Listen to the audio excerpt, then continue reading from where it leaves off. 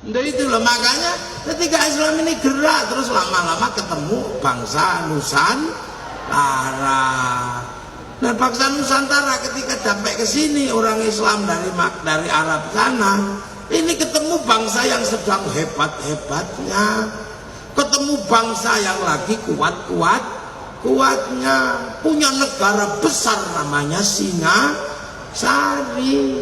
negara adidaya, adikuasa, negara yang mampu menaklukkan Mongolia. Padahal Mongolia menaklukkan Arab, menaklukkan Eropa, menaklukkan Cina. Itu ditaklukkan oleh bangsa Nusantara namanya Singasari. Itu panglima perangnya namanya Ronggolawe.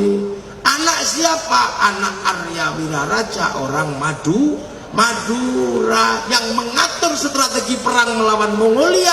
Orang Madura namanya Arya Wiraraja. Kalian sudah nggak ngerti itu. Makamnya di mana? Kamu sudah nggak ngerti. Madura punya orang hebat yang mengatur bagaimana Singasari melakukan ekspedisi Pamalayu untuk menaklukkan Mongolia. Setelah itu Arya Wiraraja mengatur berdirinya bangsa besar namanya Majapahit. Jadi kingmakernya Majapahit ada di Pulau Madura. Orang Madura nggak ngertinya Sakera. Bahwa di tanah ini bersemayam orang yang mampu menyatukan Nusantara, yang punya kekuasaan sampai Korea Selatan, sampai Madagaskar. Itu yang ngatur semuanya orang Madura, namanya Arya Wiraraja. Anak milenial nggak ngerti. Ini loh, makanya malam hari ini saya mau bongkar semuanya, biar anak-anak muda tidak kehilangan masa lalu, biar tidak menyalahkan siapapun. Bahwa Islam ketemu bangsa ini, ketemu bangsa yang sangat maju, bangsa yang sangat besar, namanya bangsa Majapahit, dan sebelumnya ada bangsa Singasari. Dan orang Madura tidak boleh melupakan yang membuat bangsa sebesar itu, desainernya ada di Pulau Madura, nggak boleh. Maka Madura kapan-kapan harus bikin pesta festival Arya Wiraraja, mesti dibuatkan biar nggak lupa. Iya, memang pusat kekuasaannya ada di Majapahit, di Mojokerto, tapi desainernya ada di Madura. Jadi ada kingmaker. Jadi itu nggak ngerti lah sekarang mana. Taunya Arya Wiraraja nama terminal di Sumenep, itu aja. Jangan main-main, Bapak. Orang hebat di sini yang membuat bangsa ini disegani oleh seluruh dunia. Mongolia punya kapal yang sanggup mengangkut 1.500 tentara, 500 kuda. Kapal yang paling ditakuti. Sama kapal Kertanegara dihajar karena kapal Singasari sanggup mengangkut 1.500 tentara, 2.500 tentara, 1.500 kuda. Kapal besar. Makanya jangan sekali-sekali kamu dibodohi orang, menganggap bangsa ini bangsa kecil, bangsa tempe. Bangsa ini bangsa besar, apapun dimiliki oleh bangsa ini. Orangnya kecil-kecil tapi orangnya kuat-kuat. Apa yang tidak dimiliki bangsa ini? Mari kita hitung satu-satu. Ya, orang Cina punya kisah cinta namanya Sampai in Time. Orang Eropa punya kisah cinta Romeo Juliet. Orang Arab punya Kais dan Laila. Orang Nusantara banyak sekali kisah cinta, mulai dari Andi-Andi Lumut, Panji Asmoro Bangun. Banyak sekali, ada Sangkuriang, macam-macam, banyak kita punya. Orang Eropa punya laki-laki kuat namanya Samson. Kita punya Bandung Bondowoso, kita punya Joko Tole, kita punya si Pahit Liga. Apa yang kurang kuat dari bangsa ini? Sana punya kisah cerita Ibu Tiri yang kejam, punya anak Cinderella. Kita juga punya bawang putih, bawang merah. Apa yang kita punya? Ayo. Loh, orang Eropa punya binatang bisa ngomong namanya kura-kura ninja. Kita punya kancil nyuriti timur, lengkap. Peradaban kita dilihat bisa. Alat musiknya orang Arab terbuat dari kulit dan kayu, namanya terbang. Alat musiknya orang Eropa gitar terbuat dari kayu dan tali. Kayu dan tali tinggal motong, kulit dan kayu tinggal motong kambing. Tapi bangsa Nusantara punya alat musik namanya gamelan, terbuat dari logam. Hanya bangsa yang menguasai ilmu pertambangan yang maju dan penguasaan metalurgi yang mapan mampu membuat alat musik dari logam. Nggak main-main. Kita punya senjata yang namanya keris. Sampai hari ini Jerman kalang kabut ketika berbicara keris. Karena ujung keris yang lama itu meleleh di suhu 15.000 derajat. Nuklir hanya sanggup mengangkat sampai 6.000 derajat. Lantas nenek moyang kita sanggup mengangkat 15.000 derajat. Api apa?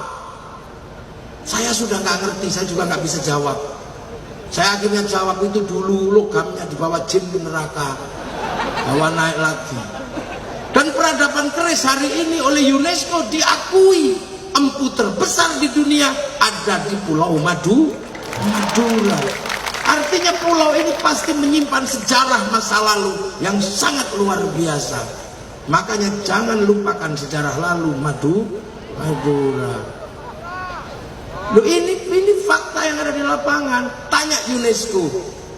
Peradaban keris di dunia pusatnya sekarang ada di Madura, dan satu-satunya empu perempuan ada di Pulau Madura. Hah? Saya aja tahu, kamu nggak ngerti. Kamu sibuk pilpres soalnya. Mari kita pikir satu-satu. Kita punya bangsa besar. Loh, makanya para ulama ketika datang ke Nusantara nggak berani main-main. Cerita tentang surga yang airnya mengalir diceritakan di Nusantara nggak tertarik. Karena Nusantara di mana-mana air mengalir. Diceritakan surga itu buah-buahannya banyak. Nusantara sudah banyak buah, cipluan di sawah banyak. Diceritakan surga itu minumnya susu. Orang Nusantara nggak terlalu suka minum susu.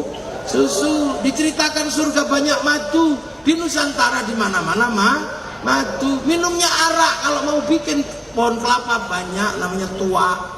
Makanya tidak ada cerita pengislaman di Nusantara menggunakan cerita surga, karena Nusantara orang yang sudah pikirannya maju. Punya kitab undang-undang besar namanya Kitab Negara Kertagama. Punya hukum sosial terbaik namanya Kitab Sutasoma. Punya universitas terbesar di dunia namanya Universitas Nalanda. Ya itu makanya ketika Belanda walaupun 350 tahun ke sini tetap minggat, dan bangsa ini pelan-pelan menjadi bangsa yang bangkit, terus bangkit, dan bangsa ini semakin lama semakin maju. Jangan diprovokasi sampean. Bangsa ini bangsa terpuruk, bangsa jelek, presidennya jelek, TNI-nya jelek, Polri-nya jelek. Mana yang baik selain dirimu? Kita ini bangsa kuat hari ini. Jadi jangan kita ini hari ini iseng aja. Bangsa jelek, presidennya jelek, ya memang kurus, bajunya kotak-kotak, begitu itulah wajah presiden Indonesia. Sama mirip kayak orang Madura, kurus-kurus aja kotak. Ya kita terima ketentuan Allah, ya sudah, beliau jadi presiden, ya sudah. Kita punya TNI, ya sudah, alhamdulillah. Ini semua dulu siapa yang bangun? Kok tiba-tiba semua sekarang menjadi Muslim? Padahal ini negara Hindu terkuat di dunia. Candi terbesar ada di Nusantara namanya Prambanan, candi Hindu. Candi Buddha terbesar di dunia ada namanya Borobudur. Kok tiba-tiba sekarang menjadi bangsa Muslim terkuat di dunia? Masjid terbesar ada di Indonesia, terbanyak di Indonesia. Orang hafal Quran terbanyak di Indonesia. Orang pergi haji terbanyak di Indonesia. Orang pengajian terbanyak di Indonesia. Kok bisa? Sampai mestinya pakai nalar yang canggih. Kenapa negara Hindu terbesar di dunia tiba-tiba berubah menjadi negara Muslim terbesar di dunia? Apa ini BEM salah BEM? Bukan. Ini pekerjaan orang-orang yang hebat yang mampu mendesain bangsa baru namanya bangsa Nusantara. Butuh social engineering, butuh political engineering, butuh kedewasaan dalam sikap mengemban misi perubahan di Nusantara. Dan itu siapa? Para wali. Wali itu siapa? Wali itu orang-orang yang download programnya Allah. Sallallahu ala Muhammad sallallahu alaihi wasallam sallallahu